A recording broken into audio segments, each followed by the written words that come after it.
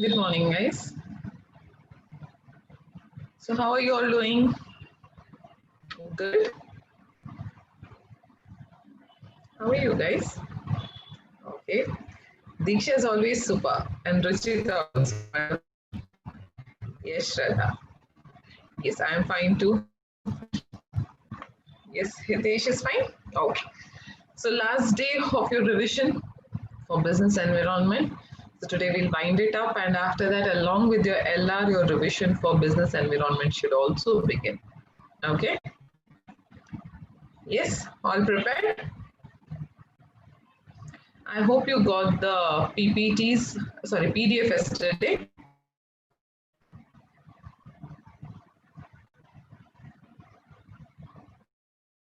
What, Hitesh? What, why? What's your question? Okay. Yes, right. Syllogism and also I think a model question paper. Total model question paper 4 plus 1 syllogism. Yes. Yes, we'll begin today's session. Entrepreneurs. Yesterday we spoke about entrepreneurship is important for a country, for a nation, and what and all initiatives we have taken, etc. etc. So now who are the entrepreneurs? There are few terms, okay, why we are speaking about entrepreneurs now and before the entrepreneurship. It is nothing, just to give you certain words, the technical terms. As I say, one is the changing agents. They are considered as the changing agent. Why? Because changing agent is nothing but a person who is responsible, or who, because of whom, or has the capacity or has the power to change the economy of a nation. Correct? So business person, entrepreneur is no one but the businessman. So businessman has the capability, he has the power to change the economy of the entire country. So that is why he is called as a changing agent. So entrepreneurs are considered as a change agents. Remember the word. So they promote the economy. Either they have the capacity, if their business dooms, automatically it means that economy is also coming down. The contribution which they give to the economy is that much, the percentage. Based on that, the economy will be affected. They are also called as the spark plugs. I know we have discussed about spark plugs, right, Hitesh? I remember Hitesh giving me the answer for that in the class. So what is spark plugs? What are the spark plugs? They ignite what? What does the spark plugs ignite? Hitesh, bike. Yeah, last time was the same answer. So what does they ignite? They ignite the engine. So they are very small, but the spark coming out of it will ignite the entire mission. It can be the engines, it can be anything else. So whatever machinery is related to, it ignites the whole mission. Yes. Whereas if you see the size of the spark plug, it is, yes, good morning, Nishan. Size of the spark plugs, it is very small, whereas the work it does is comparatively much bigger. Similarly, the entrepreneurs are also like that. Though we say that one entrepreneur, what he can do to the economy of the nation, contribution he gives, be it in paying tax or anything else, whenever his business increases, improves, or spreads, accordingly the economy will also improve with him. Yes. So that is why we always say, remember, not only for a nation, if apart from business, if I consider outside the business, we say that as an individual person, we actually contribute to the development of the country, be it keeping cleanliness or be it paying the tax, whatever it is. Once we start at home, automatically it will be spreaded in the society, and from society, from your locality, it goes to the nation. Likewise, only your business also. When you start developing your business, your employees are developing with you, your society is developing along with you, and similarly, your state, your district, your country is developing along with you. So that's why the two important terms over here, change agents and spark plugs. So developed countries, we have already seen the third point, that they have more of entrepreneurship in their country compared to an underdeveloped countries. Can say that for being a developed country, entrepreneurship concept contributes a lot to the development. So moving on. So what and why entrepreneurship is needed in India? So one is in India, we are speaking about India specifically now. So wherever there is, first point, wherever there is ideally mobilized money, So I have told you the example that we have habit of saving the money. And where do we save it? In our kitchen box, in our cupboards, in our lockers, yes? So those mobilized monies and all, though it will come out when you business, obviously when you have a money at home, you won't go and borrow from a bank or any kind of a lender. What you do, you utilize your own money.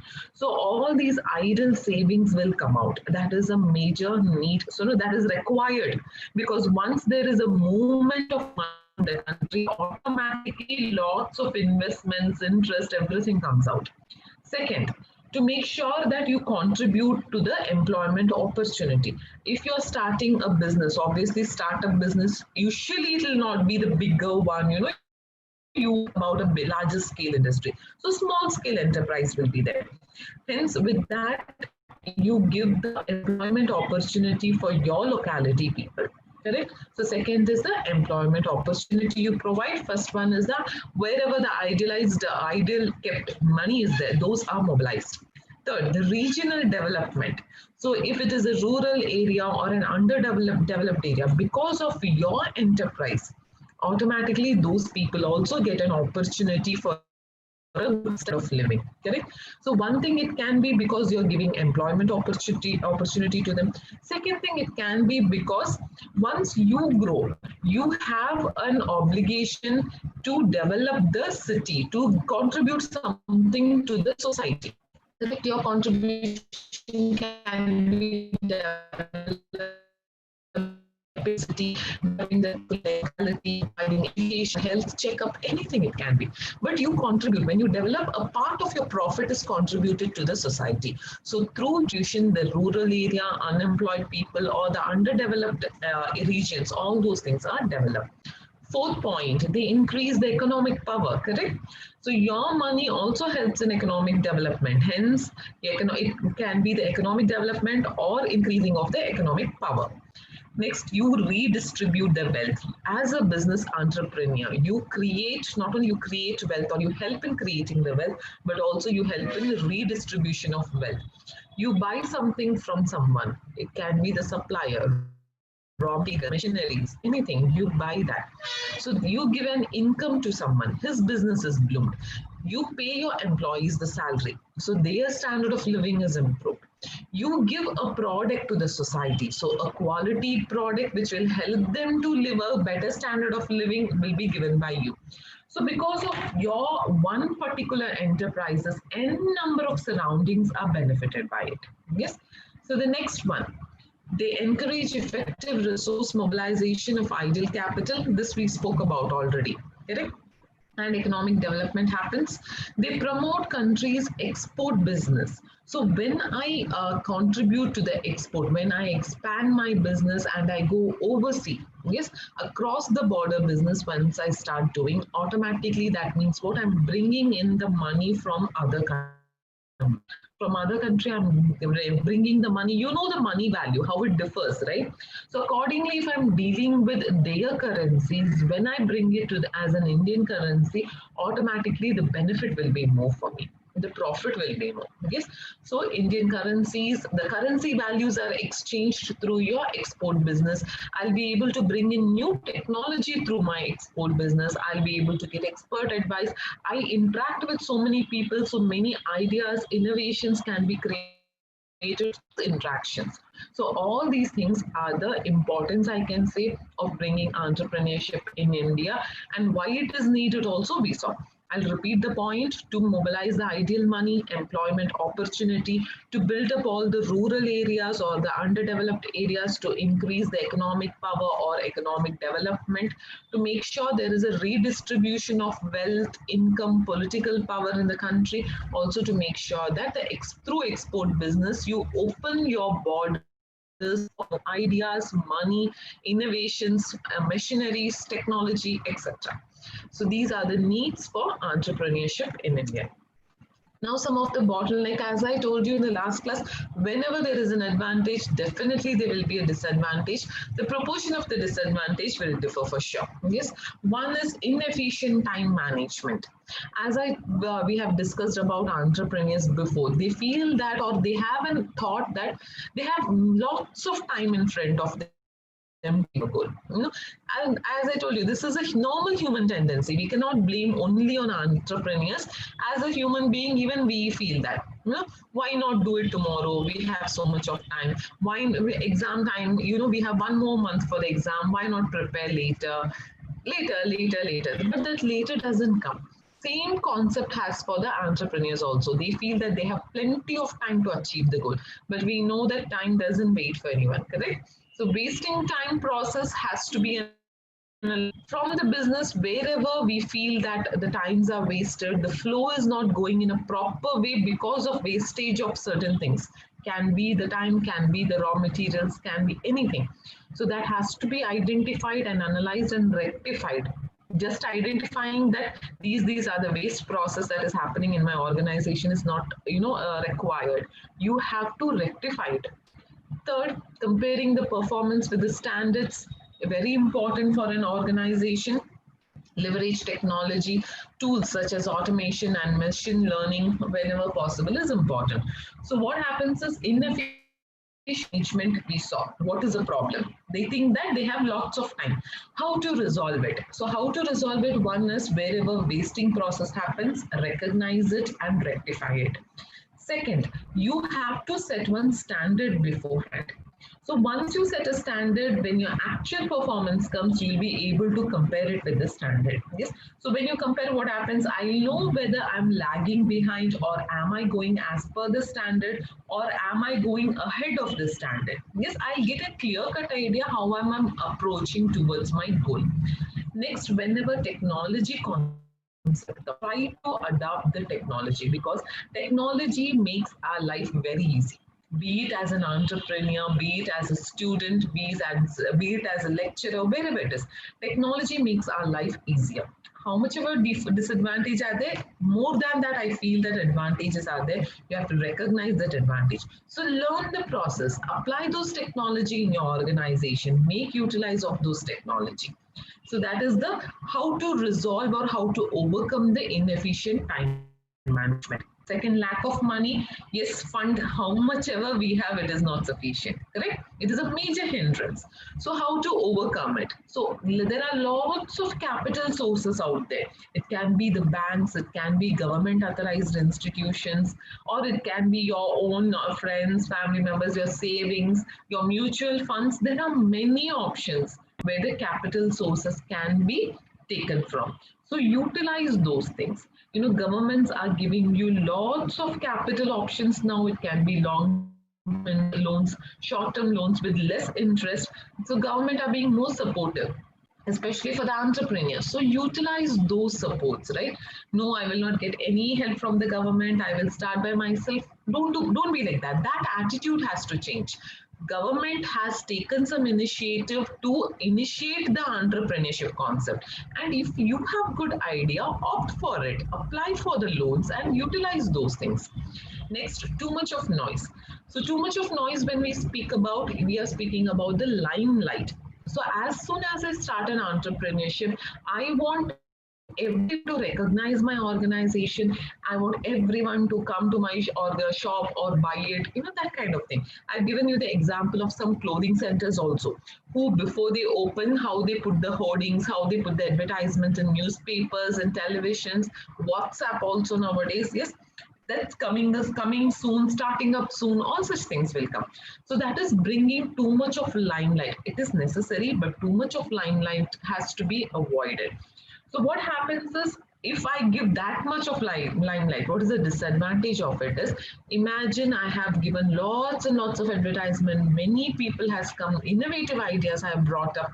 So based on that, when my shop opens today, my shop is opening today, I have such a long queue. Everyone want to see what is this new product, what is this new about why so much of payment has been given, what does job has to offer to me. Obviously, the customers will say, I have given all free offers, buy one, get one free or discounts, etc.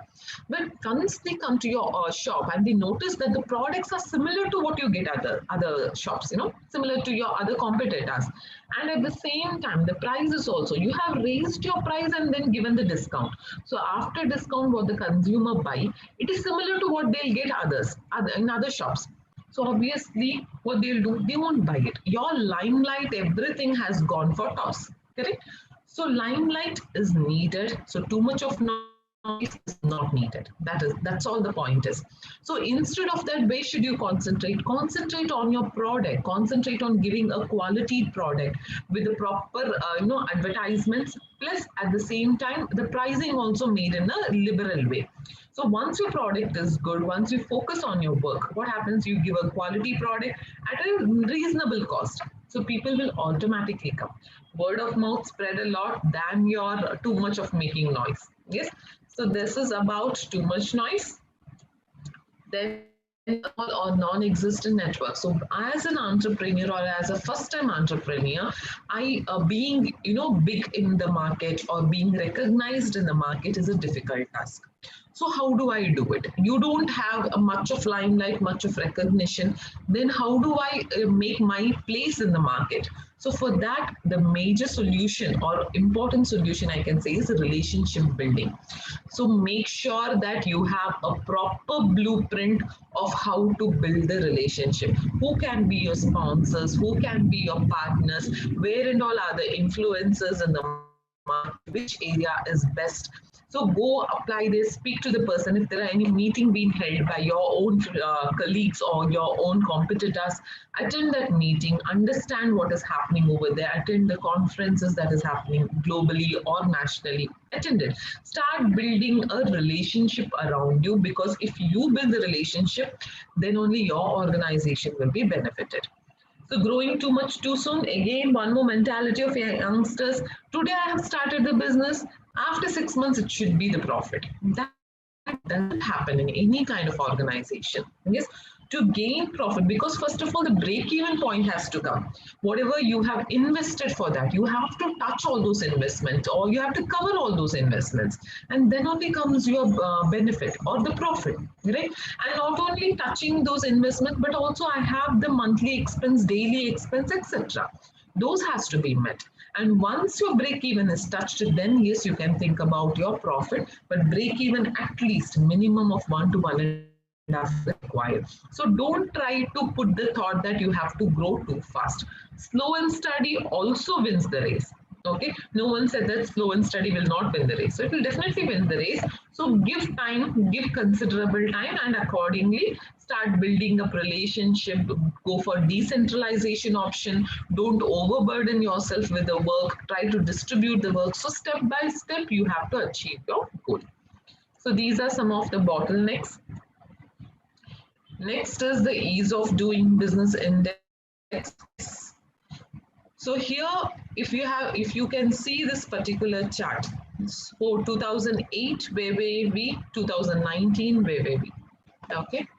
So where are we standing from 2008 to 2019? It is a vast difference, correct? 132 to 77. It's not an easy thing. And if you see continuously from 2017, there has been a rapid increase. Otherwise, from 2008, it was 132, then one position. Then again, you went back to 139, again came back to 132. So the variation is not much. Whereas the difference was actually seen from 2017 to 2019, that 2 years gap. From 130, you jumped to 77th position. So ease of doing business is nothing but it is an index which is published by the World Bank. Every year they publish it. For every country they publish it. Okay. So what do they publish about? How to do a business. That is for a lay for a common man of a country, how easy it is to do a business in their own country. So the government rule, how much flexible is a government rule, how much ease it gives to an individual to do a business. That is the ease of doing business index. Okay, so what they do, they calculate nearly 10 parameters are there. Based on those parameters, they rate the each country. So overall rating, based on the overall rating, the ranking will be given. Okay, so these 10 parameters, as I said, just a person from the World Bank, they have their own representative for each country. They visit your country, they conduct all the, they check on all the parameters, they rate it. But this rating will be again cross-verified. Okay, it will be cross-verified by the experts, and again, before publishing the final report, that particular country or that particular government will be intimated about it, so that they also will be given time to validate. They'll check whether our report is right or not as per the parameter, so they can give some opinion on it. Yes, so double check is done before giving this index, so no one can say that this is a fake index or there's a manipulation happening or any kind of corruption is included in it. It cannot be said so, because lots of index points are given, parameters are rechecked, evaluated, verified, and then only published. So this is about ease of doing business index. I suppose you understood what it is. And the report which they submitted is called as DBR report, doing business report. Okay, and you can see that total number of countries which the World Bank do this report is 190 countries. So out of 190 countries, we are in the 77th position as of 2009. Is this part clear? What is ease of doing business index, who conducts it, how many countries are involved, which every year they do it, 10 parameters they consider it, and after that, which is our position currently, and not only that, verification has to be done before publishing the report. Okay, and DBR, what is the meaning of DBR? So what are the 10 parameters? These are the 10 parameters. How easy it is to start a business in your country. For a common man, I'm speaking about. How easy it is to get the construction permit. How easy is it to get electricity? How easy is it to register a property or get a credit, loans from any kind of institution? Protecting the investor, how easy is it to pay the taxes or to trade across the border? How easy it is to enforce the contracts, and how easy it is to resolve the insolvency problem. Okay.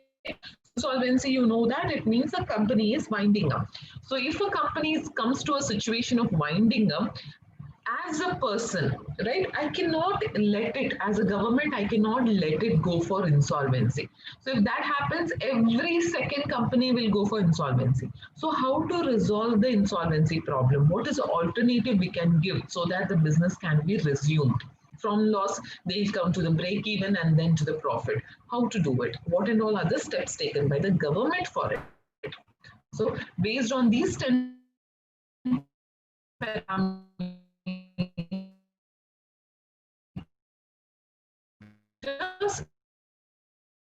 index I have taken.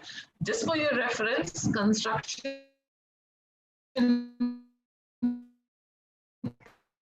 be at the top, one-way voice breaking.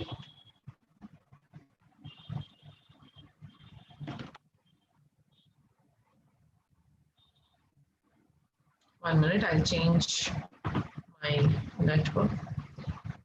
Is my voice breaking now, Shraddha?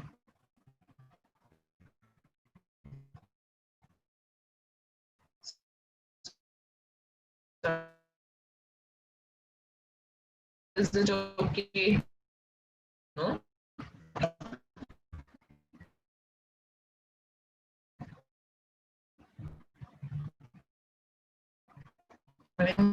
Okay, going back to the slide, as you can see, the construction permits, they have seen a leap of 129 points. Similarly, trading across border 66 points, starting a business 19 points, getting credit 7 points, getting electricity 5, and enforcing contract 1. So these are the 6 parameters which helped us. Okay, which helped us to move from 130 points to 77. Okay, so these parameters we had concentrated more. Still, we are going on from 77 we'll be moving forward to it. So again, now we'll move forward to the next slide. So here are some of the features of India's world has recognized India as a top improver.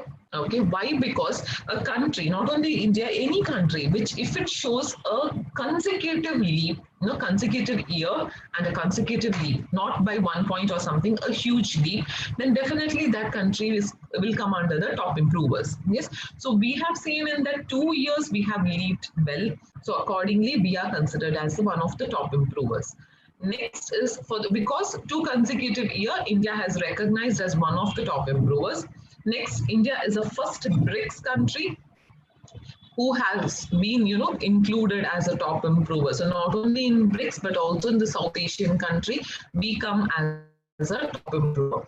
So BRICS, before I go to the next point, BRICS, you know that it is an association, or I can say that it is a group that has been created by all the 5 countries. That is what and all comes under BRICS. You can see in this slide. Brazil, who have come in association with each other because there was a purpose of coming together is to cooperate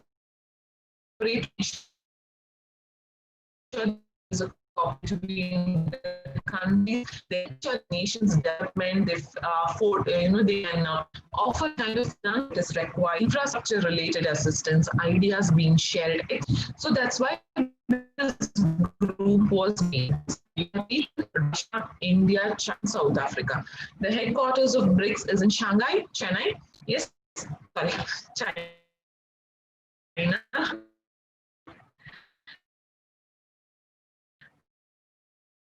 So has a highest in 2 years, that is compared to 2012 or 11. We shifted from 53 position.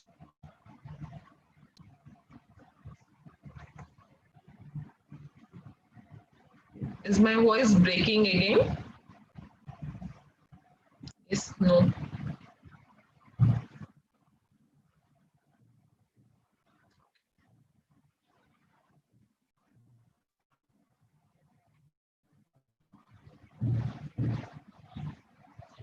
Yes. So I hope it is fine now. We'll continue. So what are the main features? World Bank has recognized India as a top improver first. So why? Because 2 consecutive years we have given was able to perform so well. This was some of the features spoke about BRICS. Moving some of the indicators, other different permits that we have got in the 6 indicators, right? So where and all we have improved, we'll check it up now. So for construction permit, because that was the highest one which had a leap over, correct? So what they did was a single window system was introduced in Delhi and Mumbai, where all your internal department, external department, everything was comprised. People getting appointments, that people not being there has been avoided. So one-to-one meeting has been avoided and everything has been done as an online single window system. Apart from that, unified building bylaws has been created. Bylaw is nothing but all the laws that has been created by the local authority. Yes. So what happens is if I have a general authority for a country as a whole, every state might not be able to apply it, correct? Hence, what they did, they regulated some local authority. So some rules and regulations related to construction were local authority also, and that has been used. So based on that particular city, based on that particular state, the law has been modified. So approval, deemed approval has been introduced in Delhi. Deemed approval is nothing but, for example, for construction permit, if I have submitted application for approval, and after scrutinizing, they say that your application is approved, so you will get a certificate within next 20 days. Usually the process is before you get the certificate, you cannot start the construction process. You have got the approval, you do not you have for 20 days. Now within that 20 days, if it comes, yes, go for it. By the 20th day, if it comes, yes, go for it. But even after 20 days, you do not get the certificate, then you have to consider it as a deemed approval and you can carry forward with your construction process.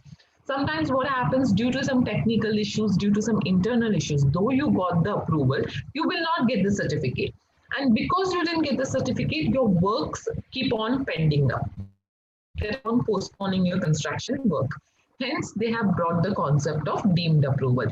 Get the approval, but if you, and whatever the time they have given, the time limit, within that, if you get the certificate, good. If you do not get the certificate even after that time limit, then go ahead with the deemed approval. Okay, so risk-based classification has been introduced. Now, what happened first was, for every building, they had same rules and regulation. This much of documentation, much of inspections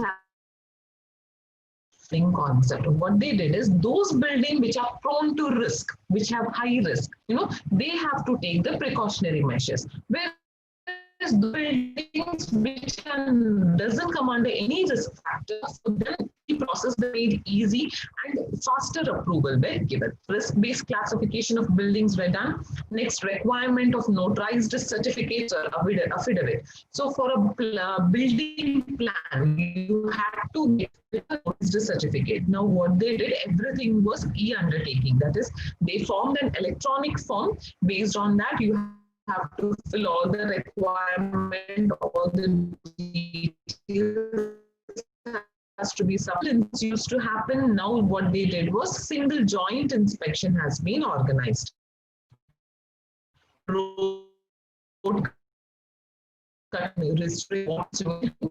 we had been able to move forward in the construction permits. I hope this is clear to you, where and all we had improved.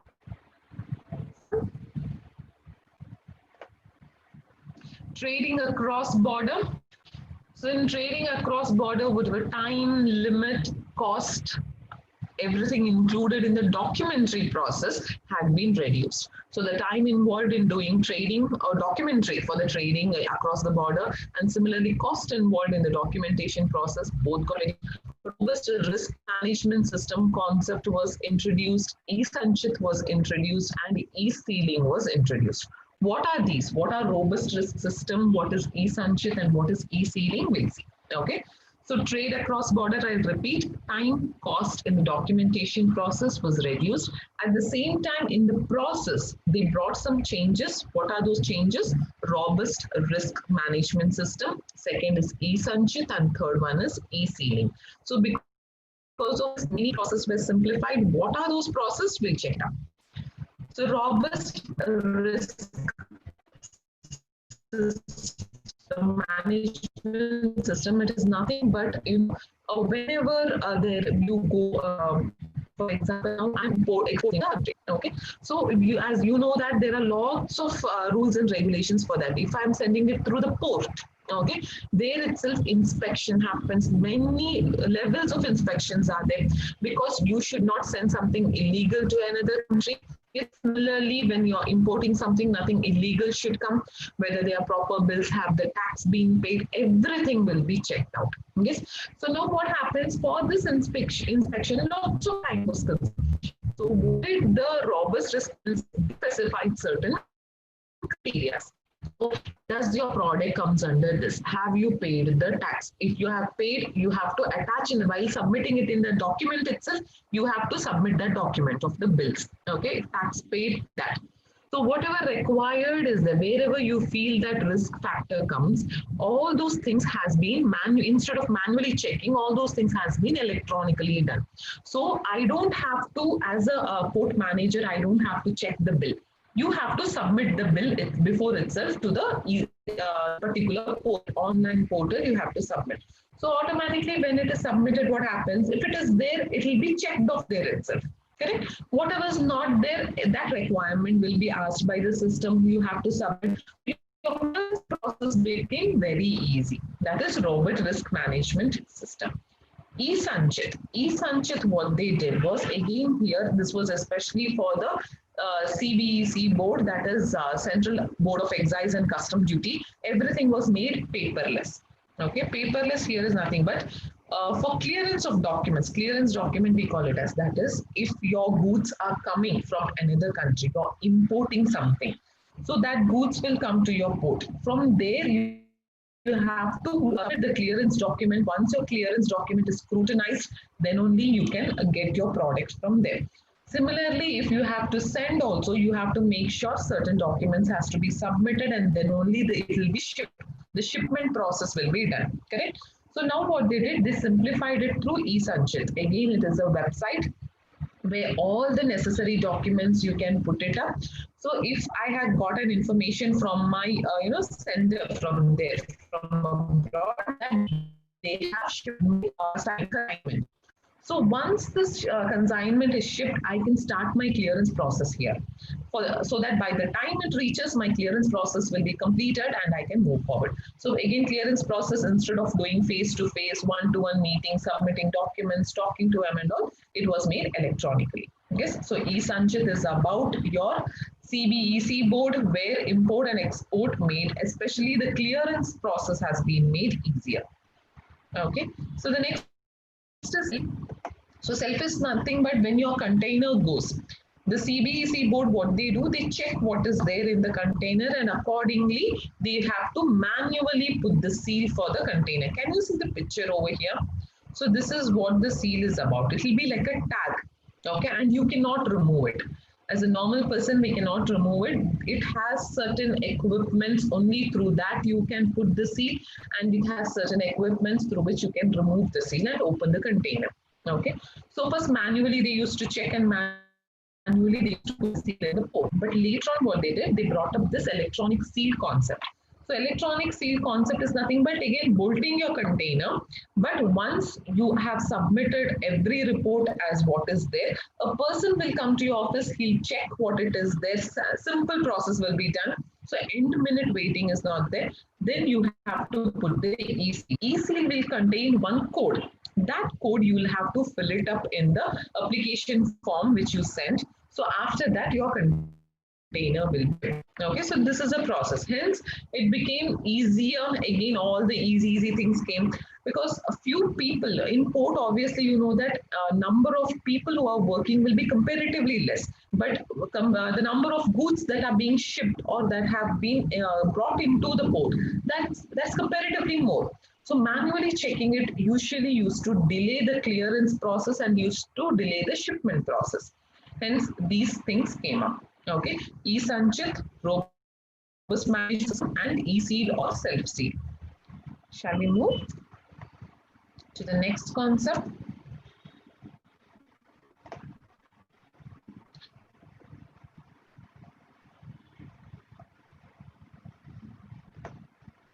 Okay, now starting a business. To start a business, what and all, how did we improve ourselves?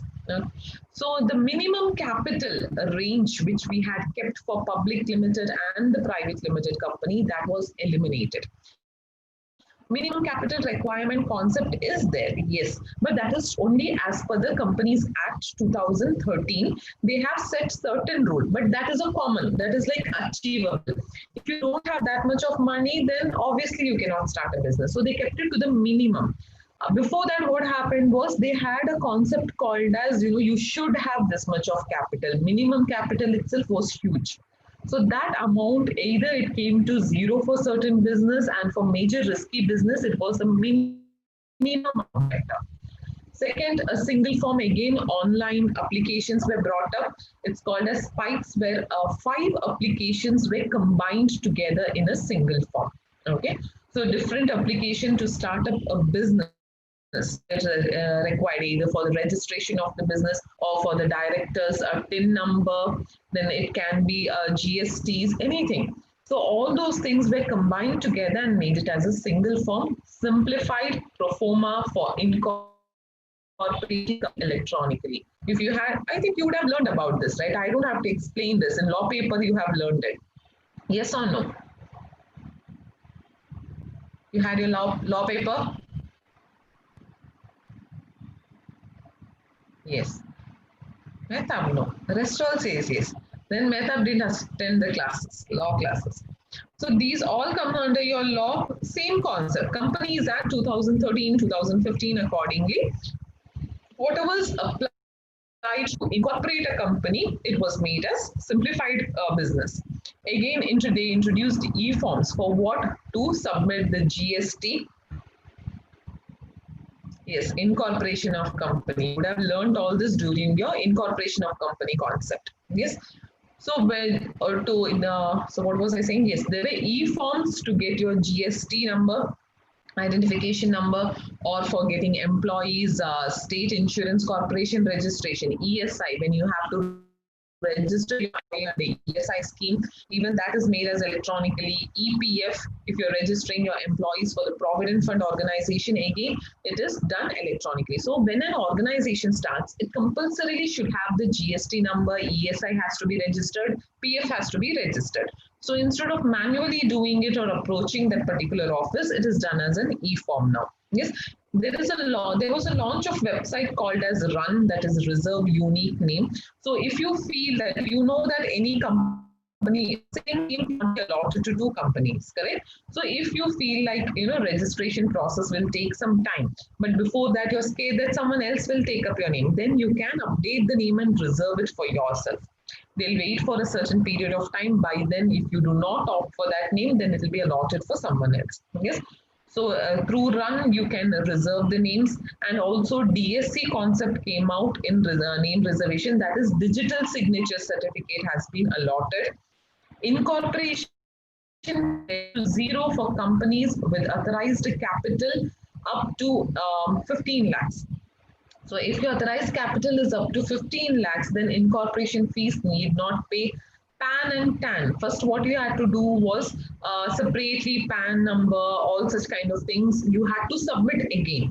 So already once I had given during the incorporation time, PAN and TAN. But again, you have to give it for n number of process, either registering the name or reserving the name. But what they did was, and they said if once you give it during incorporating a company, after that for any process, you need not separately submit the PAN and TAN. Okay, the copies of PAN and TAN. So next was online and common registration for PF and ESI were provided. This can be done through Shram Suvidha portal. So there is a portal called as Shram Suvidha through which EPF and ESI can be updated. Registrations under if you have or if your shop is registered under Movement Establishment Act, then you need not provide any cost for the registration part, and also there will not be any inspection done. So obviously if there is no inspection, it doesn't mean that. Okay, Spice Plus is the new version in 2020. Okay, thank you Hitesh for the information. Yes. So as I said, if your shop is registered under this, obviously not all shops can be registered under. All the shops which are not risk prone. So example, medicines will not be included in it, or if the shop dealing with some kind of equipments or any kind of weapons, it will not be included in it. So all the non-risk prone shops can be registered under Mumbai Shop and Establishment Act. And if it is registered, then inspection will not be done for it. It will be avoided. Yes. Eliminated the requirement of bank account details for GST registration. So before, for GST registration, bank account of the company has to be furnished with, but now those details has been eliminated. Yes. So through this, starting business became more simplified and easy. Moving on. So access to credit. Again, what happens is a creditor has a problem now. I'm ready to give you a loan, but during liquidation, what happens? The creditors, are they given the first priority? They were not actually, once upon a time. Okay, the creditors were not given the first priority. Government's tax and other the labor related issues, all those were solved. So now what happens when the liquidation comes? The secured creditors are paid first. That is, secured creditors is no one but who has the proper documentation, who has given the loan to your company, and that money is not a black money, especially. if the creditor has given you the white money and if he has proper documentation, if he has documentation for the money which he had generated, which he had given to you, then those creditors are the secured creditors and they will be first paid first. So automatically, as a creditor, I'll be happy if my money is given to you, and even I know that when liquidation happens, I'll get back my money.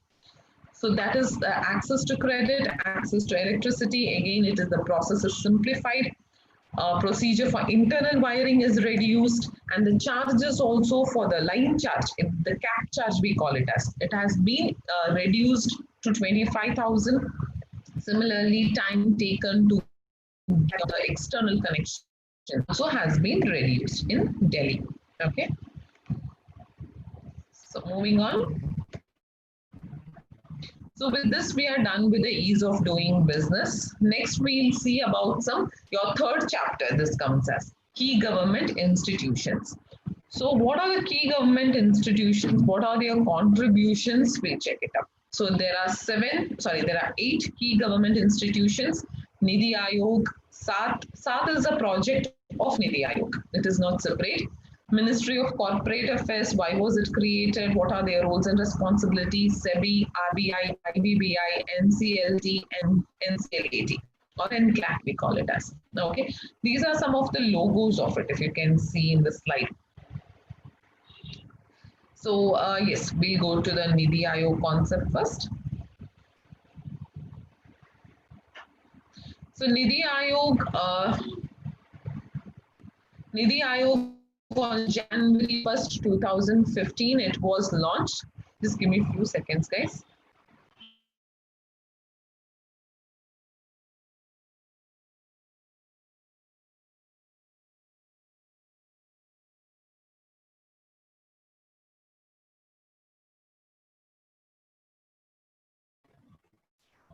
Sorry about the interruption. Yeah, as I said, Niti Aayog, the full form of Niti Aayog is National Institution for Transforming what? For transforming? What are we transforming here? It's there on the screen, man. At least type, look at it and type. What are we trying to transform? We are transforming our country, India. Yes. So Niti Aayog is nothing but National Institution for Transforming India. So this replaced the Planning Commission on January 1st, 2015. So you know that Planning Commission dealt with those 5-year plans. Yes, I think we would have learned it in sixth standard or 7th standard, correct? 5-year plans, what and all were there, what and all was the advantage of 5-year plans, what and all 5-year plans were carried out previously. We have read about all those things. So Niti Aayog, now we don't have a planning commission. Niti Aayog has replaced it. Yes, and as the full form it says, National Institution for Transforming India. So the first meeting of Niti Aayog was held on 8th February 2015. So again chaired by Narendra Modi. So what was this about? So this was about the economic development. Simple as that. Okay. First, to identify what and all are the strength of our country, what and all are the weakness of our country, and face by face how to develop, how to overcome the weakness, how to make it as a strength. The weakness itself, how to convert it as a strength and to strengthen the plus point of our country so that economy develops. Yes, at one stretch, obviously we cannot do so. It was divided into n number of phases and it was planned. So it's like usually what happens, one size will not fit all. That is, one plan will not fit all, correct?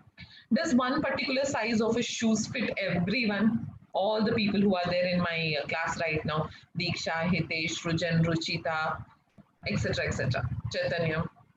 So do you think it will fit, one size of shoe size will fit everyone?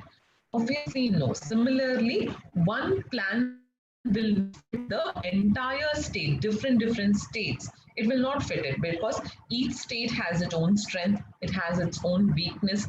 It can be related to the education of the people, employment of opportunity of the people, standard of living, or the production capability, industries agree in that state. Yes, n number of climate, etc. and etc.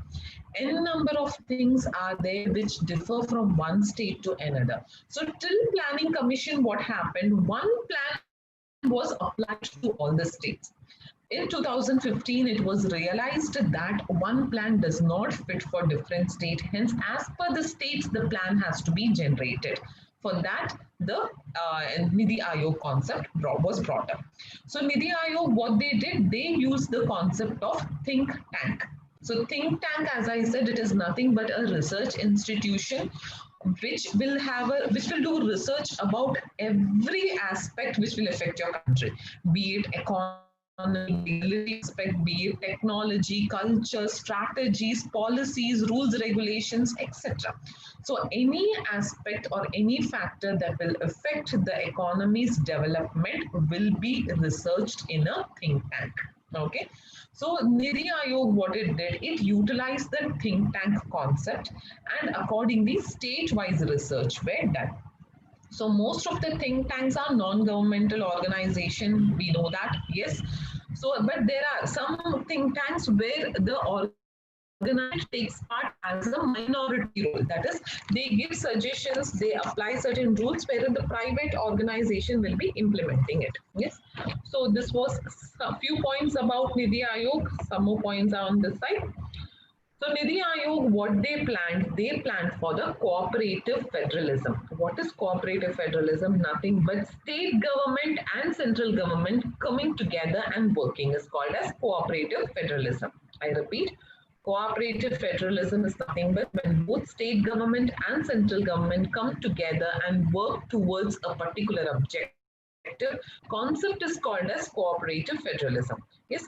So now what they did, they involved, because for every state I am planning to do a research, I'm planning to give a separate plan. Obviously, the state government should participate because they are the better person to tell the central government what are their strengths, what are their weakness, what are more there, what are less over there, what they require for developing. And similarly, we all know if a country has to develop, then the small villages has to develop.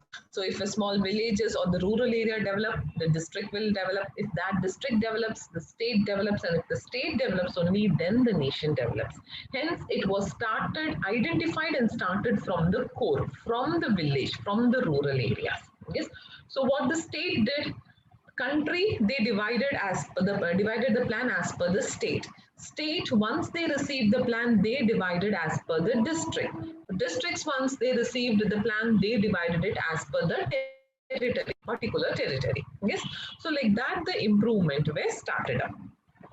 So again, the Niti Aayog, it comprises all the states. So now who are the members of the Niti Aayog? All the states chief ministers, yes, including the union territories. Then there is a lieutenant governor from Andaman and Nicobar Island. There's a vice chairman who is nominated by the prime minister. Yes, and there are certain people who belong to the research institution, who belongs to leading universities, who are involved in research. Yes, so these people also get current. I think currently there is a project going on for under Niti Aayog for the agri to develop the agri field, like how to bring technology into agriculture. Right now, technology is there, but what else technology can be brought up? For this, what they have done is from every state, from every state, they have asked the major universities. For example, in Karnataka, what and all are the major universities? Bangalore University, Mysore University, Dharwad University. Yes. So what they have done, from these universities, they have taken the experienced people, the aged and the retired people and very well experienced people who are knowledgeable about this. They have made a committee. In state, in Karnataka state also it is done already. So they have made a committee. Once that committee is created, this committee, what they did, again they choose one representative from each. So so that they can check their own particular territory and tell what and all technology is required, where they are lagging behind in agri field alone. So right now this project is going on, that I know because one of my lecturers is involved over there. So that's why that is one of the project of Niti Aayog as of now, to bring technology into agri. Yes, so this is how they do it. They segregate it. So they take the help from all the people, experienced people from leading universities or research institutions. Executive officers, some ex-official members will be there, etc., etc. But chief ministers definitely will be there in that team. Yes. So this is about the Niti Aayog. We'll see few more things about Niti Aayog.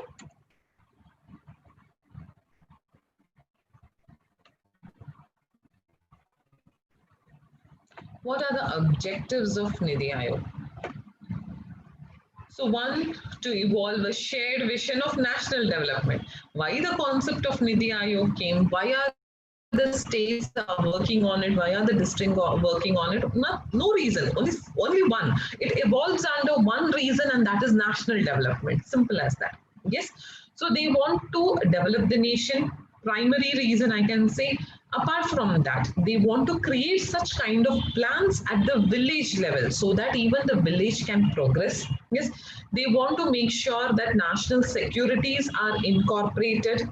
All the national securities are incorporated as per the strategy and the policy of the country. They want to see economic progress. Yes, economic development. Obviously, when the nation develops, when there is an economic development in the country, the nation automatically develops. So they want to create or design long-term plans, long-term policies or initiatives so that lots of people come and contribute, gain more money, there is employment opportunity, income circulation happens.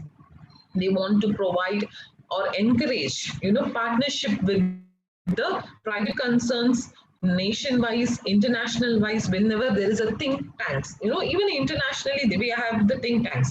So when you exchange your thoughts, exchange your ideas, automatically what happens? We get some extra ideas to develop. Either we get that or what we are doing is correct, but there is no loss. There is a win-win situation, correct? When you get advice from other international think tankers also. So, to create knowledge, innovation, and entrepreneur support through national and international experts, practitioners, or other partner. To form a platform for resolution of internal sector and interdepartmental issues. One of the major things in any kind of government project is one party might not agree with the other parties, oppositions will be there, or one department might not be ready to work with the other departments, because when a country as develops, right, when you're working towards the development of a nation, n number of departments has to support. If one department does and one more feels that this project is a waste, then it is not going to work out. So your entire project becomes a failure. Hence, whenever issue comes between those departments or those teams, there will be a platform. These people as a committee will be able to resolve those problems. They'll be helping in monitoring and evaluating whatever implementation you have done.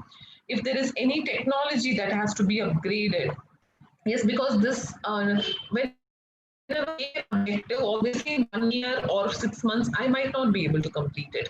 It might take 2 years, 3 years. So by the time when a new technology comes, if you're able to identify it, yes, it will be helpful to upgrading it, to undertake other activities as may necessary in order to further execution. So whatever you need to execute the national development agenda, those activities can be discussed and undertaken.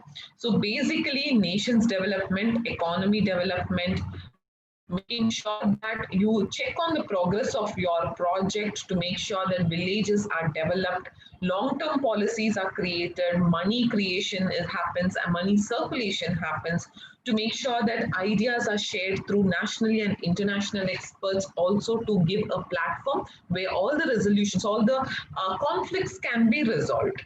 Okay, so some of the objectives of Niti Aayog is this. Now, the features of Niti Aayog, as you can see the picture, the first feature is you have to design a policy and a program. What is required for the state? Design that.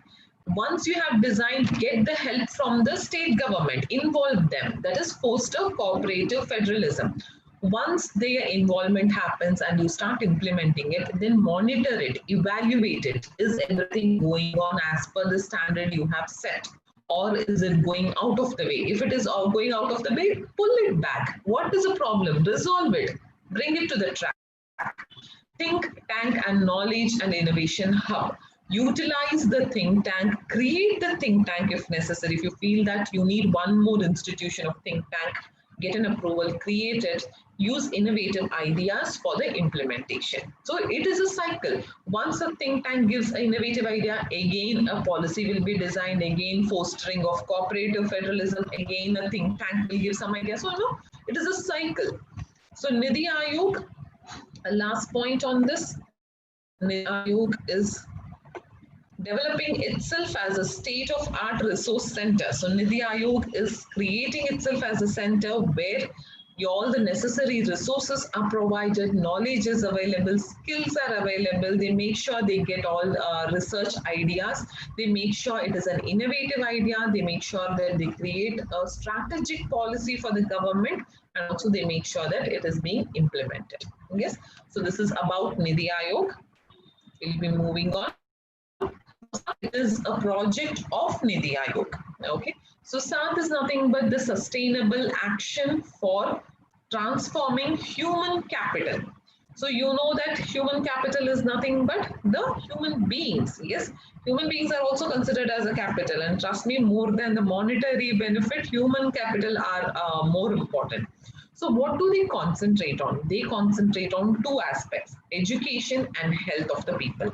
Yes, so one, you have to give good education to them so that you not only develop them you make a better citizen of them for tomorrow. So today I feel that I have enough people, but no need of giving education to the people who cannot afford it. Then your future generation is gone. Yes, hence education and good health are concentrated more on SAT concept.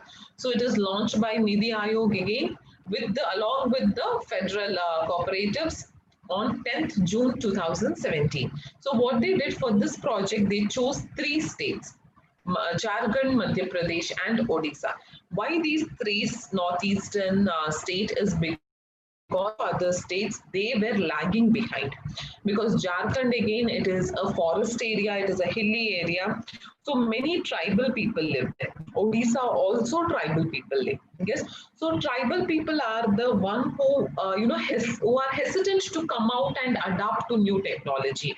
They don't like coming out in the society. They have their own group. They like to be in their own world. They don't like coming out, mingling with the people. Ruchita, please switch off your video. They don't like impacting education, improving themselves, standard of living, money, all those things doesn't matter to them.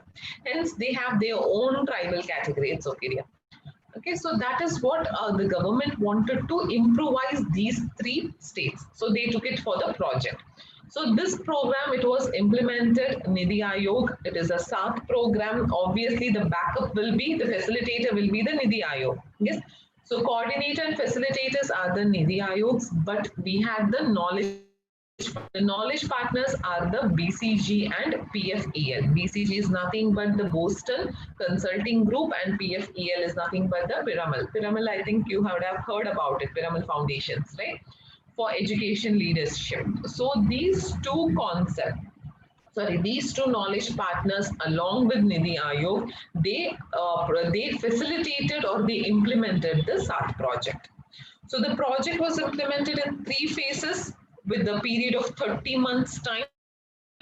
So we are currently in the 3rd phase. 2 phases completed. I don't think the 3rd phase is completed yet. It was supposed to be completed in December 2020. Definitely it would have lagged behind. So we might expect the completion by 2021. I need you all to just go through the Google and check the progress of SAT. If you find it'll be useful for you. And trust me, anything and everything related to your CSEET topics, it is important. So check out the progress of SAT project, yes, CSEET project. check out the progress of SAT. How is it going currently? What is the expectant period when it is supposed to get completed? And what are the progress that has been brought in Jharkhand, Madhya Pradesh, and Odisha through these projects? Okay. So Niti Aayog collaborates with the state and provides support to achieve the objective. Objective is education and good health. Yes. So the foster federalism, what they do, they concentrate more on the health concept, as I said, water concept, education, and agri field. So major achievements that has been done under SAT education is what they did, they had provided the schools of Jharkhand in-depth diagnosis of district. So whatever schools were there in Jharkhand, Odisha and Madhya Pradesh, a deep analysis has been done on this school. How are they running? Is it under government sector or is it a private sector? What type of education is given to them? What are the qualifications of the teachers who are giving education to them? How much knowledgeable are they? Are they being given regular training to update their knowledge? Because as a teacher, if I don't have a knowledge, then I will not be able to contribute anything to my students, correct? So that's why they make sure that the entire package of education is given to them in a proper manner. For that, proper analysis was done first. Yes, after the analysis, critical intervention, including what they did, school merges, wherever they felt that certain schools are going in loss, either because of funding or because there is no much number of students, such kind of schools and all were merged. Remedy programs were being taken, trainings were given to the teachers were monitored properly, district level, state level, proper MIS were created. So step by step procedure were done statistically and the data were analyzed and certain remedial measures were taken. What were the measures? Merging of the group or merging of the schools or maybe providing training or any kind of remedial program, monitoring the teachers' progress, etc. So who monitors this progress? So this is monitored through NSG and CPMU. So from the national level, the National Steering Group and the Central Project Monitoring Unit, they do it at the national level. At the state level, State Project Monitoring Unit does it. Okay, there is a team who sits under, I think these CPMU and SPMU, it reminds you of the CPU, right? Central Processing Unit and this thing. So this is similar. Project Monitoring Unit and State Project Monitoring Unit. So as I said, CPU, it controls everything, it monitors everything, same concept. So a team of qualified people were selected for these particular groups and they were given the entire responsibility of it. Okay, so this is about the SAT. Next is Ministry of Corporate Affairs. So Ministry of Corporate Affairs, you can see the logo. So what they did was they were given certain responsibilities. So what are those responsibilities? So they have to administer everything that happens under the Companies Act 2013, under the Companies Act 1956, under Limited Liability Partnership Act 2008, and also anything related acts to these, corporate sector, anything related act is there to the corporate sector, then administering those acts, making sure that rules and regulations are properly monitored. If there anything that needs to be changed, that has to be changed. Everything comes under corporate affairs. That is Ministry of Corporate Affairs. Okay. Corporate Companies Act 2013, 1956, LLP Act 2008, and also any other allied act which is related to corporate sector will be monitored and administered by Ministry of Corporate Affairs. That is one duty.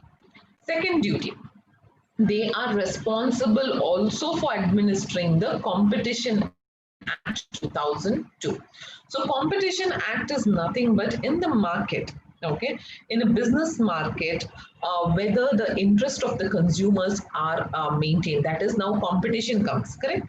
I am a corporate of a sector, I am into production of something, I have a competitor. Now competitor, what he does is, for example, B company is a competitor.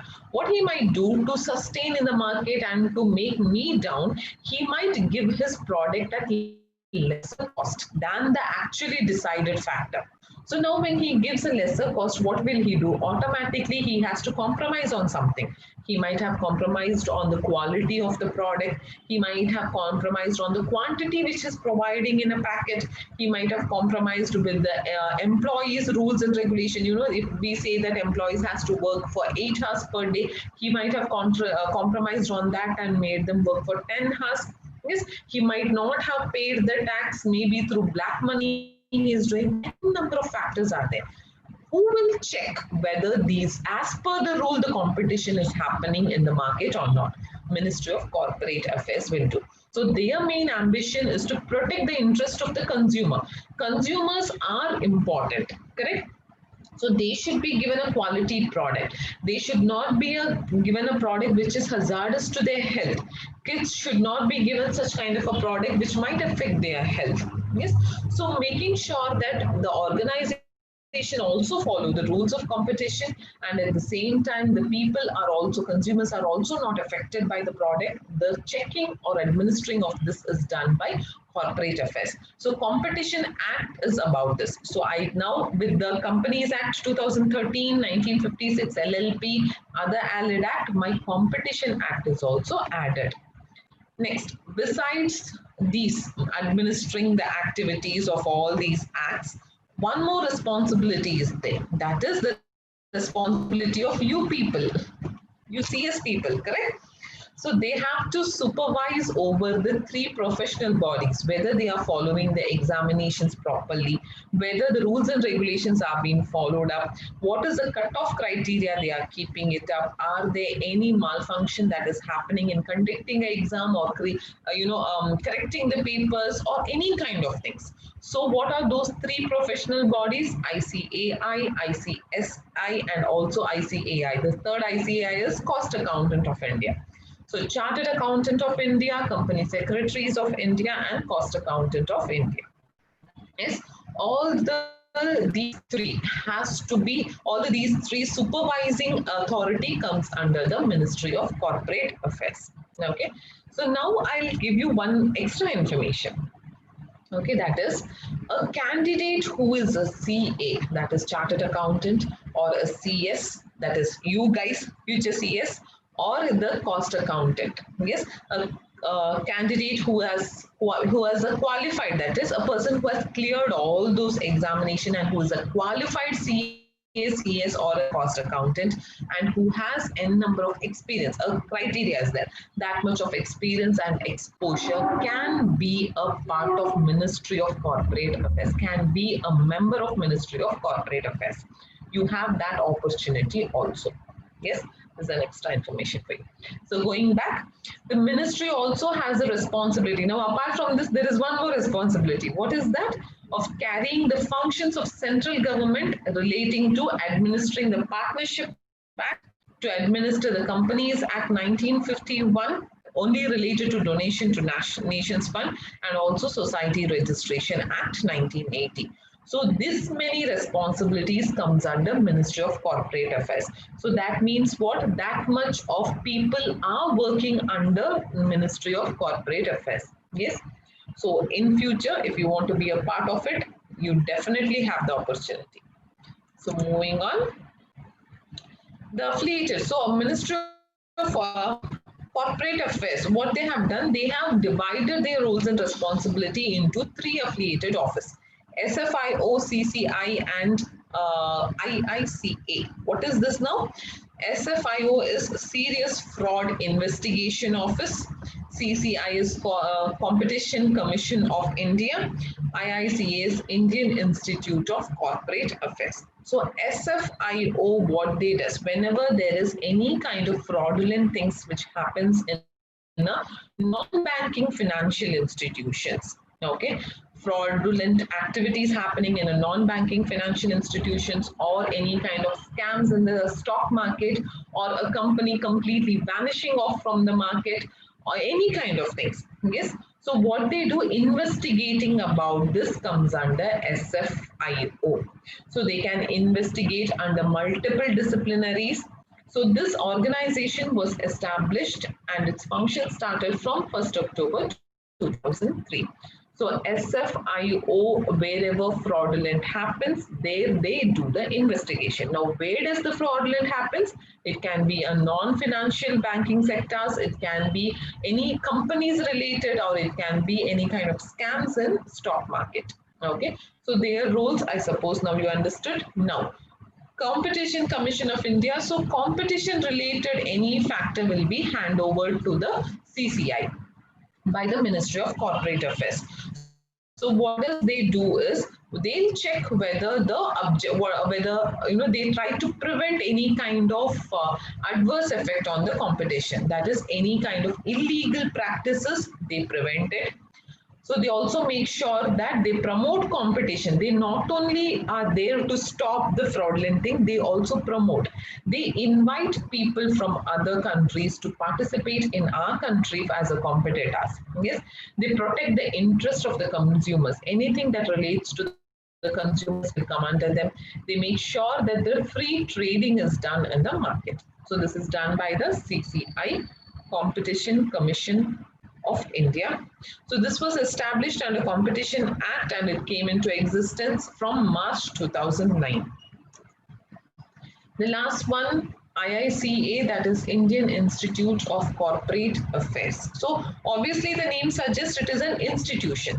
Now what does this institution do? What is its role? Yes, so they create a training center on various subjects like corporate law, competition law, accounting and auditing issues, compliance management, corporate governance, business sustainability, all such kind of things.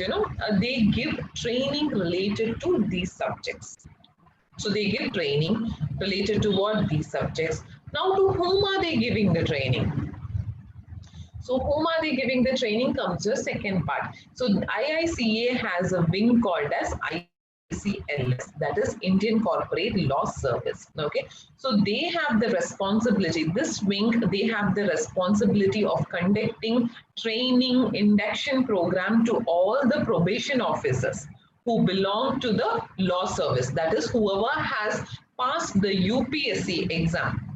I hope you know what is UPSC. So whoever, yes, IAS, everyone. So whoever has passed the UPSC examinations, as soon as they are passed, they will not be appointed. They will be under probation officers. They will be a probation officers. So they have to undergo training under ICLS. Okay, so ICLS gives you the same topic training but to the law service people, whereas IICA makes sure that they give training to all the peoples who are entering into probation for the Ministry of Corporate Affairs. So whoever comes under corporate affairs who are appointed, even they has to undergo. Though I am a CA, qualified CA, though I have knowledge about many things, though I'm experienced, yes, you have to go a induction program. For you, induction program and advanced training will be given. Yes, because you all know the basic things. You all know what is a law, what is accounting, what is corporate law, competition law. You will be knowing that by the time you finish and practice as a CA. But advanced learning about it, and induction is nothing but a refreshing your memory. That's all. So institution is designed with the eye on the future to provide a platform for dialogue, interaction, partnership between government, corporate, investors, civil society, professionals, academicians, and stakeholders. Yes. So this gives a platform where any number of people who are eligible can come, learn something, gain knowledge, so that you can utilize that knowledge for the country's development. So this was about the Ministry of Corporate Affairs. Now comes your SEBI. You'd have learned the basic points about SEBI in your school, right? Like what is SEBI, what are the basic rules of SEBI, you would have seen it. So just refreshing your memory, and also we have seen in our class. So SEBI is nothing but the Securities and Exchange Board of India, correct? So now what they do is they create, what is the role of SEBI? To create certain rules and regulations for the capital market in India. Yes, for the stock markets in India, they create the rules and regulations. So it will not only create the rules, it will monitor whether the rules are being followed regularly. So whether any consumers, that is investors, whether they are cheated on any criteria, whether there's any scam done over there, everything can be checked by the SEBI. So SEBI was found on April 12th, 1992 under SEBI Act 1992. So its headquarters is in Mumbai, whereas it has different regional offices, one in New Delhi, Chennai, Kolkata and Ahmedabad. So the primary reason why they had started SEBI is to avoid malpractice in the stock market. So they started noticing that there were n number of malpractices, either from the company's side who are giving their shares to the public, or by the intermediaries, the traders, investors, yes, from them, or by the financial people who involve themselves in conducting these or appointing, they are the people who appoint the shares or allot the shares accordingly from them. So many people were involved in malpractice. So to avoid that, SEBI concept were brought. So they gave a clear-cut rules and regulation as what is to be done, what is not to be done. And they also made sure that the stock market follows these rules. So what are the functions of SEBI? SEBI makes sure that these three parties are happy. Literally, I can say that is what. So SEBI makes sure that three parties are very happy in the stock market. Who are those three parties? Issuer of the security or issuer of the shares, I can say. So it is a company who issues its securities or shares on the stock exchange.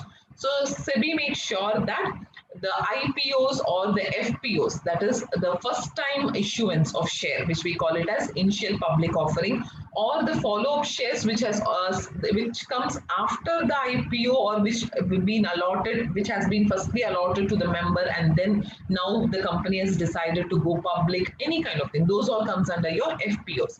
So IPOs is first time issuance of the shares, initial public offering.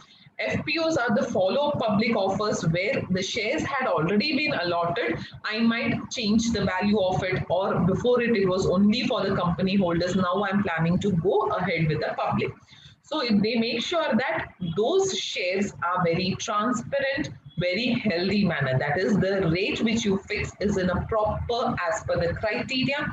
So they make sure that the issuers, they'll be happy with it. Yes. Now issuers are happy. There is no fraudulent being done. They are also given smooth issuance of their shares. Now there comes the second party. The traders should be happy. So they make sure that the traders' interests are also safeguarded over here. So there are no victims of stock market fraud. So I make sure that as a trader, as a customer, my money is safe. No fraudulent thing happens. Yes. So we make sure that as a consumer, I am also happy. Now, the third person who should be kept happy is the financial intermediaries. So they are the mediator who acts between the trader and the issuer. From the consumer to the company, the intermediate, the person who connect us is the intermediaries, the financial intermediaries or the mediators. So they make sure that all the transaction which the mediator does goes in a smooth manner. Every activity of his will be monitored. If the intermediate can be a company, a financial institution, they can be the brokers or sub-brokers or NBFCs, anyone. Okay, so it can be any of these, but whoever it is, their transaction should go smoothly, then only they also will be happy. But at the same time, they should not go and do any kind of fraudulent activities. Hence, their activity will be regularly monitored. So keeping these three people happy is the work of a SEBI. Who are those three people? Issuer, trader, and mediator. Okay. Now, what are the powers does a SEBI has? They act as a quasi-judicial, they act as a quasi-legislative, they act as a quasi-executive. What is quasi? Now, who can remember? Tell, what is quasi? Fast. We don't have time. What is quasi? Yes, similar to. Yes, quasi is nothing but similar to. So when I say quasi-judicial, it is similar to a judiciary institution. Judiciary is nothing but a court. Yes, so similar to court. Quasi-legislative. similar to legislation. Quasi-executive, similar to an executive. So what role do I have as a SEBI as a similar to court or similar to legislation or similar to an executive? Okay, so similar to court, if there is any unethical incident happening in the stock market, if there is fraud happening in the trading business, then I have the authority to act as a court to hear whatever has been conducted from both the parties and accordingly pass the judgment. What happens in court? They do the hearing and accordingly they pass the judgment. Same thing SEBI also can do. SEBI can act as a court if there is any unethical and fraudulent activity happening. So it acts as a court. Second, decision will be the final decision. Okay. The next, it acts as a legislation. That is, as in legislation, how we pass rules and regulations to make sure that the SEBI, the stock market works in a smooth manner, to make sure that the investors' interests are protected, etc. Right? So SEBI has the authority to create rules and regulations, to draft a rule and regulation. Yes. Third, it acts as a executive. If it feels that, if it feels that someone has taken advantage or violated the rules and regulation which is created by it, then the SEBI has authority to file a case also against that person or institution or company. It can be the issuer of the shares, it can be the trader also. So whoever it is, if SEBI feels that they have, or it can be the mediator also, if they feel that they have broken or they have violated the rules and regulation which is created by SEBI, then SEBI can file a case against them. And SEBI also has the authority to check their accounts book, because we know that accounts book is a very critical factor of an organization, right? So easily an organization cannot let anyone else see their accounts book because their financial full aspects is there. Where does an organization stand? You can check it through their account statement. Hence, SEBI has the authority to check their accounts book and also any other relevant documents if it feel is necessary. Yes. So this is the power the SEBI holds. Next, RBI. Have heard many things about RBI. Yes. So who are they? What are they? We know basic information compared to other SEBIs and all other institutions. We know much about RBI. So who are these RBI? Reserve Bank of India. So this Reserve Bank of India, this was established on April 1st, 1935 as per the provision of RBI Act 1934. Central office first was in Calcutta. Later, it was permanently moved to Mumbai. When was it moved? In 1937. So here, this Mumbai office is the central office where the governor will sit, and all the policies, rules, regulations will be formulated in that Mumbai office. Yes. So since nationalization, that is in 1949, Reserve Bank is fully owned by the government of India. So what happened before 1949? It was a privatization. So what are the main purpose of RBI? What do I do as an RBI? I issue bank notes and coins. Yes. I keep reserves ready. I make sure there is a monetary stability in the country. I make sure that the currency and credit system operate in a proper manner in the country. I make sure all the modern monetary policies are met as per the economy's rule. And lastly, what I do? I make sure that the price stability is maintained as per or keeping in mind the growth of the country or growth of the nation. Yes, this is what the RBI's roles and responsibility as monetary printing notes, circulation of notes. So circulation of note is nothing but keeping the reserves. They also lend money to the government, they lend money to the banks. So that is what is operating the currency and credit system of the country. They make sure that rules and monetary rules and regulations are framed and implemented. Also, they make sure the price stability is maintained as per the country's growth. So these are some of the purpose. Now the functions of RBI. There are 7 functions. Whatever we saw there, here we have given a name to it. That's all. Monetary authority. So first I formulate the monetary policy. Yes. So why do I formulate the monetary policy? What is the objective? To maintain. Remember, see this objective, what I mentioned here that is what we saw in the previous slide. So how are we connecting it? We'll see here. So how do I maintain price stability in the country? By keeping growth in my mind, by creating the or formulating and implementing, monitoring the policies. Yes, I formulate, I implement, I monitor the policies which is created or implemented. Correct. So by doing that, what happens? I know whether the stability, price stability, and growth, whether both are going side by side. Second, act as a regulator and supervisor of the financial system. So what was the objective? I told there is public confidence system, protect the depositors' interest, provide cost-effective banking service to the public. So I make sure that all the parameters which is related to banking sector of a country or financial institution of the country are framed by me based on the interest of the public. So whatever rules and regulations I frame for the banking sector and for any other government authorized financial sector are framed keeping in mind the public's interest. Yes. Third, manager of foreign exchange.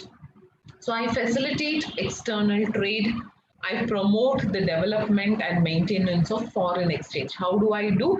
I manage all the foreign exchange as per the rule of Foreign Exchange Act 1999. So whatever rules are given in this act, accordingly, I will be the person responsible to make sure those provisions are enabled or enacted. Yes. Next is issuer of currency. So to give public adequate quantity of money, to adequate supply of notes and coins, I make sure that I issue currency, be it a note, be it a coin, I issue it. Sometimes if there is required, I exchange money also. If it is not required, I destroy the money also. Which was the recently destroyed money? The number denomination. Which was the recently destroyed denomination? Can anyone say?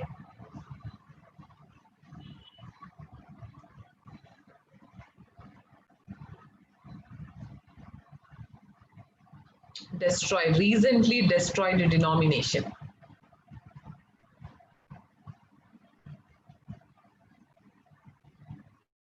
Diksha 50 was replaced by the new note. 50 rupee note was recently replaced, exchanged, I can say, but it was not destroyed. What was destroyed? 1000 rupee note was destroyed. Yes, Dipti, Kushi, Diksha, perfect. 1000, denomination of 1000 was destroyed. Yes, and in coins, if I have to take, which coin was destroyed? 500 Shraddha is replaced or exchanged, I can say.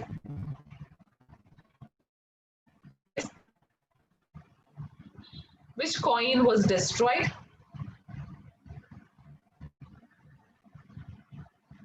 50 paise, 25 paise, it was destroyed.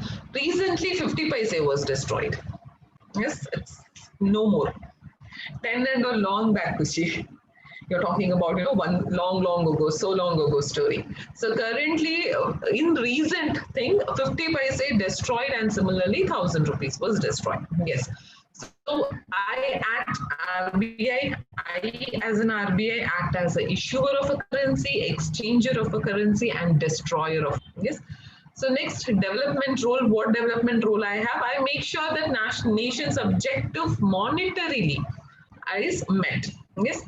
Next is sixth one, regulator. I act as a regulator and supervisor of payment and settlement.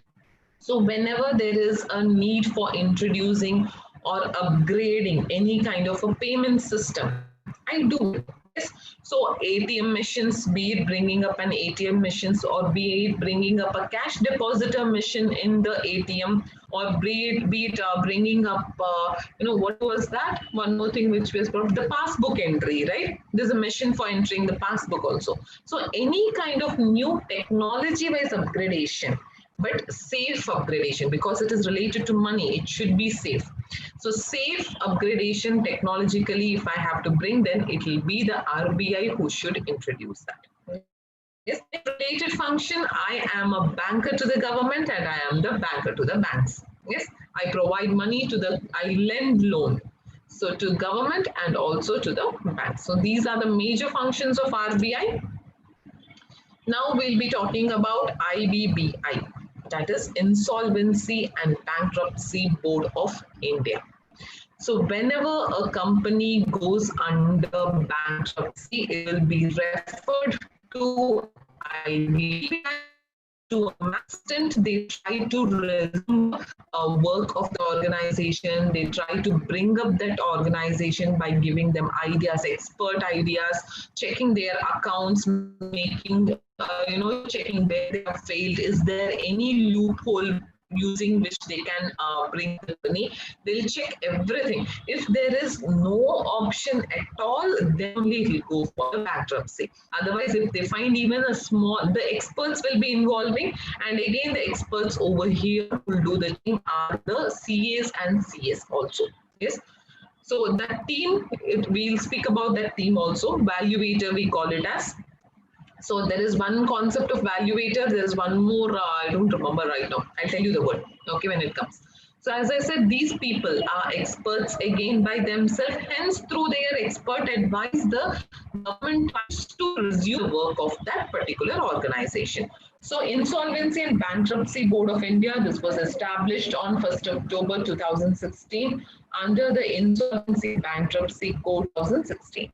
Okay, so it is a regulator. Why it was used? It was to make sure or to check that relating to individual, be it a company, be it a partnership firm, or be it a LLP, it happens as per the rules and regulations which is mentioned.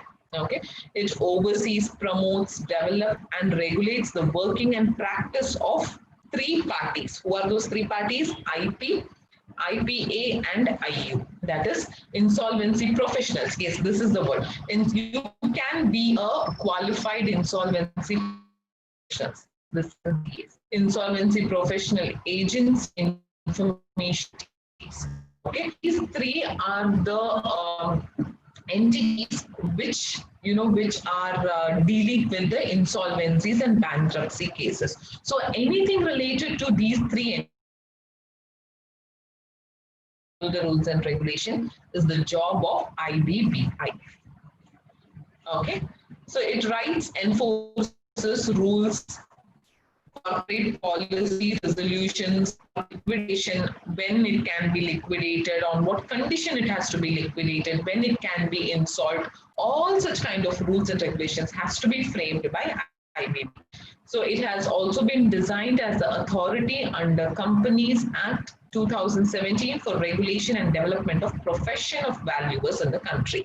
So I not only make sure that I create rules and regulations of insolvency, I also make sure that I have these entities I handle, the IP, IPA, and IU. But apart from that, I also have to handle whom? I have to teach the valuers. I have to make the profession of the country. I have to develop, I have to give them training to become a good valuer, what and all is required. Then I have to give a professional valuer to the country. Even that is my responsibility. Yes. So what are the responsibility of IBBI? We checked out. Next is NC. Now IBBI, NCLT, NCLAT are related to each other. I repeat, IBBI, Insolvency Board, NCLT, that is National Law Tribunal, and NCLAT are related to each other. They depend on each other at many instances. Okay. So now what is national? I think NCLT, have you learned in your law paper? Yes, have you seen in your law paper about NCLT and NCLAT? Yes, see, Hitesh says yes. So obviously Hitesh will remember, correct? And section 408, very good. So Hitesh, Because whenever I ask anything about business environment, he'll be hesitant, but law fatafat answer will come. Yes, Hitesh, is it your favorite subject? The law? Yes, okay, good. So NCLT, as we say that it is a likewise or similar to a judicial body. Yes. So what they do is for company related, Indian companies added any related issues will be resolved under NCLT. So this NCLT, it comes under section 408 of Companies Act 2013, and this was started or constituted in the year 2016, June 1st. So what does this do, or who recommended the NCLT is Justice Eradi Committee. So if you see about or Google about Balakrishna Eradi, you will find n number of information. He is one such intelligent, resourceful person for the country. He has worked in many institutions or many committees he has worked for. Yes, he is a retired justice of Supreme Court and also a member of many committees. He has headed many committees. So that Eradi committee has suggested to constitute this NCLT. So now what happens here is, so whichever companies are registered under the Companies Act, be it 1956 or be it 2013, what they do is any issue related to this can be approached to a tribunal. And who are those NCLT is that tribunal. Okay. So NCLT has 11 benches. Two is at Delhi, one is the prime principal bench, we call it as. Rest of the 9 benches of NCLT are in Ahmedabad, Allahabad, Bengaluru, Chandigarh, Chennai, Guwahati, Hyderabad, Kolkata, and Mumbai. Okay, so these benches will be headed by the president and 16 judicial members with 9 technical members from different locations. Okay, so now imagine an organization has approached to NCLT, or the members, the shareholders of the company has approached the NCLT saying that there are some fraudulent happening in XYZ companies. And based on that, the NCLT has given a decision. Now, if the companies do not accept that decision, or if the shareholders, it is opposing the shareholders thing, and if the shareholders are not satisfied with the decision given by NCLT, then they can approach NCLAT. NCLAT, that is National Company Law Appellate Tribunal. Appealing, you go for this NCLAT. That's why we call it as appellate tribunal. Yes. So now once NCLT, okay, decision gave its decision within 45 days. Within 45 days of their decision, you have to approach the NCLAT. Similarly, if you're not satisfied with the NCLAT's decision also, you can approach Supreme Court then, but within 45 days. And how long will the case run? The maximum period the case will be in NCLAT or in Supreme Court is 6 months. Within that 6 months, the decision has to be given, or they have to dispose with their cases. Okay, NCLT, in depth in your law, you'll be reading this. So here we'll be just brushing it up. So functions of NCLT, in case there is any conflict regarding the registration of a company, okay, that is a company has registered itself under Companies Act 2000 or 1956 using a wrongful information or in an illegal manner. And if that someone complains about it to the NCLT, and if NCLT finds that if the registration has been done as per illegal process, then it can deregister. It has the authority to deregister the company. Okay, that is one function. Second, transfer of shares. If in transferring of shares or debentures or securities, if the company rejects it, if the company is not ready to try due to some reason it gives, and also the debenture and security, then, and if the NCLT feels that the reason which they give is not proper, then they can take the actions accordingly. Before, I think few years back, it was only related to shares and debentures. Securities were not included in it, but now securities also included. Third, deposit. Okay, if the unhappy depositors, they have deposited in your organization, if they feel that while depositing in rules and regulations, certain matters had been omitted by the organization, or they have given wrong information. And these investors or the depositors, what they did, they believed that information and they deposit the money. But later on, they came to know that no, that was a wrong information or omission, some fraudulent has been done. Then they can approach accordingly, actions will be taken by the NCLT. Power to investigate. So if related to the affair of the company, if someone complains that the company is not running as per legal process, there are some illegal activities happening inside the company, if such a complaint comes and application, the complaint comes from at least 100 members or 100 shareholders, then only the investigation will be initiated by the NCLT. Okay, and imagine this was the shareholders who gave, the 100 shareholders.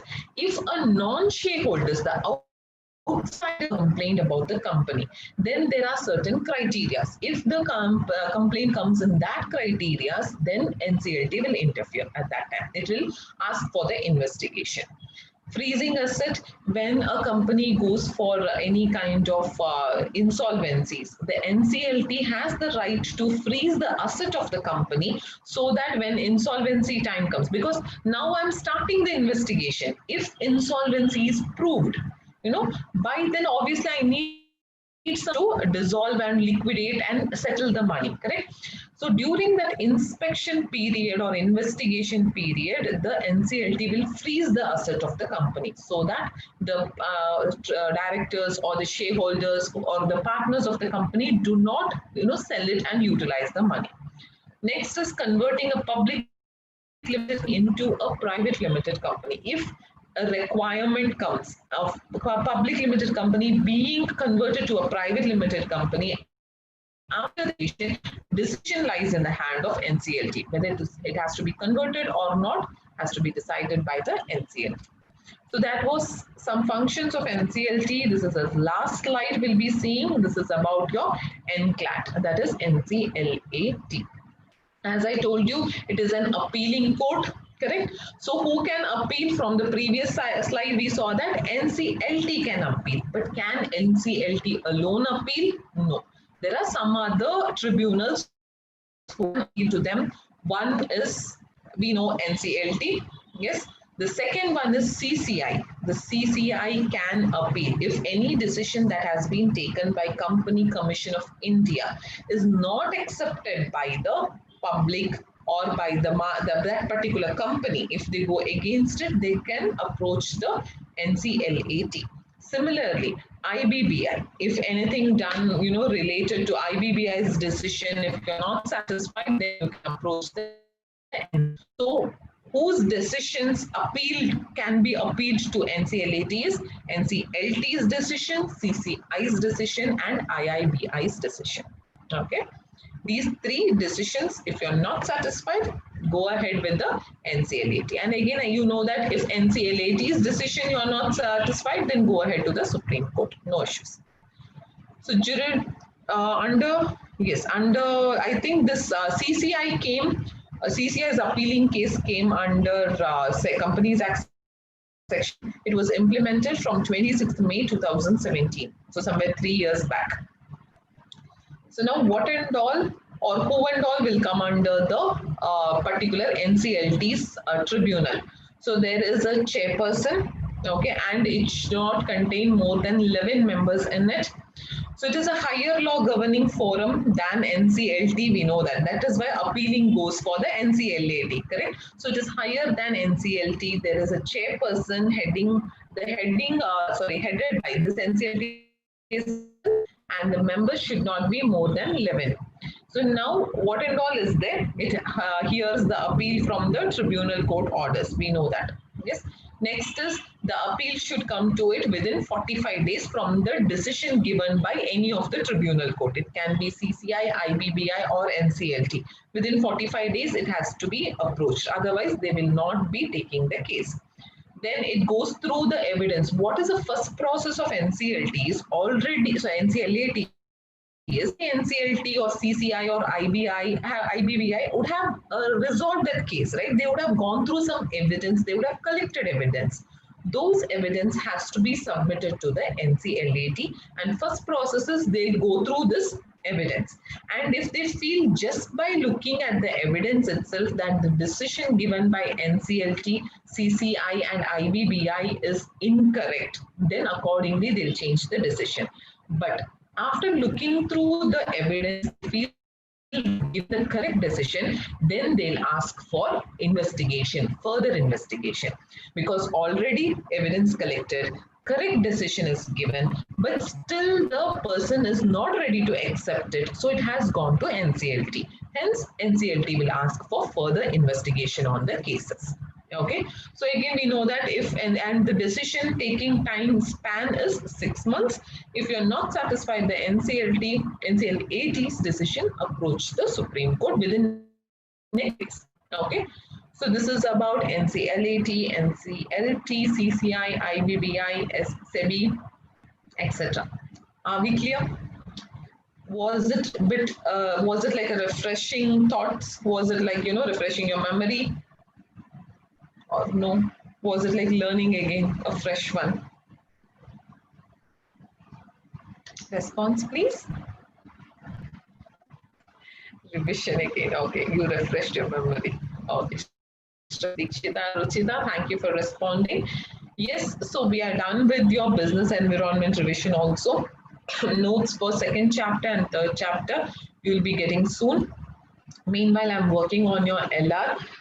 Till now, LR, whatever we have done in revision classes, you have got the PDF of it. Now, what we did in the PPT, actual class, what and all topic wise, we did some workout, right? That I will be sending you as a PDF again. So once that is done, then I'll be giving you the second chapter and third chapter of business environment and then MCQ questions. Okay, so till here, you need notes from me. Is it fine? Am I clear? Is there anything that you want to ask or clarify? With answers, Srijan. Okay, with answers. And yes, what you got the PDF, you need the answers for that. Even that you work out first of all. Yeah. So all the best, guys. Prepare well. All the best for your examination. Yes. See you hopefully again. Yeah, in your BCom sessions. So have a wonderful day. Have a wonderful days coming up. Happy weekend. Prepare well. All the best. Bye-bye. Take care. Thank you everyone for active participation.